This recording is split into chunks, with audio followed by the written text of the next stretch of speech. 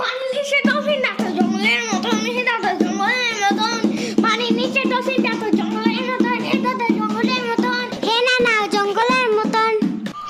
ও আল্লাহ রাইত হয়ে গেল, আমি যাইগা। আজকে এইখানে থাকো, নানু ভিজা পিঠা বানাইছে।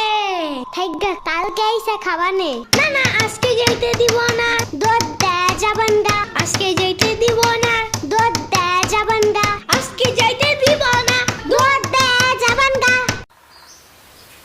আজকে যাইতে দিব না।